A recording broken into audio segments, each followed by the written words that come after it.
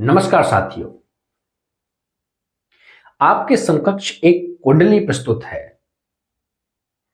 यह किसी के द्वारा प्रेषित की गई कुंडली है जो मेरे समकक्ष है, जिसमें जातक ने यह देखने को कहा है कि पंडित जी, क्या यह कुंडली मेरे विवाह के लिए श्रेष्ठकर है। यानी कि किसी पुरुष के द्वारा यह स्त्री की भेजी हुई कुंडली है विवाह के मिलान के लिए। उनका विवाह का मिलान बहुत अच्छी तरह से हो रहा है। गुण भी 25 के करीब इनके गुण आ रहे हैं, जो कि श्रेष्ठ है। इनकी कुंडली में मंगल दोष होने के बावजूद भी मंगल दोष का परिहार हो रहा है, जो कि मैंने बताया था। चतुर्थ भाव में मंगल बैठ करके मंगल दोष लगा रहा है, वहीं सप्तम भाव में शनि विराजमान होकर के मंगल दोष का परिहार भी कर रहा है। लेकिन इसके बावजूद यह विवाह चल नहीं सकता, यानी कि इस जातका का विवाह कभी नहीं हो सकता। यदि विवाह हो भी गया तो वह विवाह बिल्कुल नहीं चलने वाला, तलाक पर तलाक होते रहेंगे। और इसका मुख्य कारण यह स्वयं होंगी।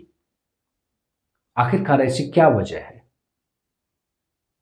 और यह इसलिए भी महत्वपूर्ण है। मैं इस कुंडली के जिसकी यह कुंडली है उसका नाम उजागर नहीं करूंगा, और करना भी नहीं चाहिए। यह सिर्फ एक अध्ययन मात्र के लिए मैं यह प्रस्तुत कर रहा हूं। तो जब भी हमें कोई विवाह करना होता है तो उसमें मात्र गुणों को देख करके हम ये तय नहीं कर सकते कि यदि गुण अच्छे मिल रहे हैं तो हमारा ये जो जीवन है वह अच्छा जाएगा, या विवाह विच्छेद नहीं होगा, तलाक की स्थिति नहीं बनेगी, बिल्कुल भी नहीं। यदि जीवन साथी के जन्म कुंडली में ग्रहों की स्थिति प्रतिकूल बनी हुई है, सप्तम भाव बुरी तरह से पीड़ित है, तो वह विवाह बिल्कुल भी नहीं चलेगा। यह स्थिति इस जन्म कुंडली में बिल्कुल विराजमान है। वो कैसे?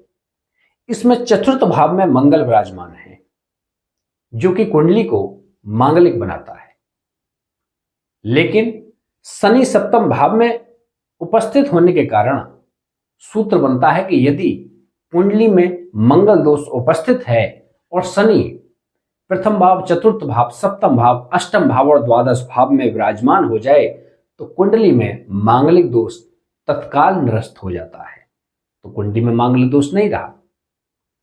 लेकिन शनि सप्तम भाव में उपस्थित होने से यह कुंडली मांगलिक ना सही, लेकिन फिर भी विवाह में उलझनों से भरी हुई है।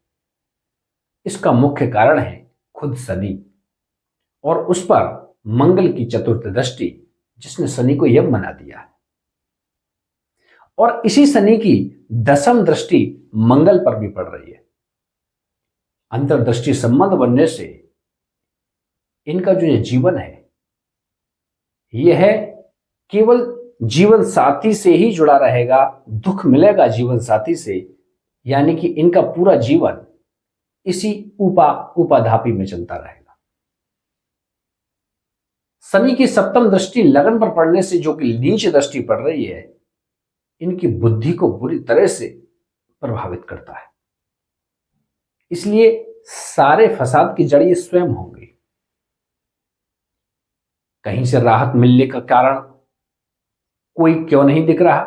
क्योंकि चंद्रमा खुद द्वादश भाव में विराजमान है।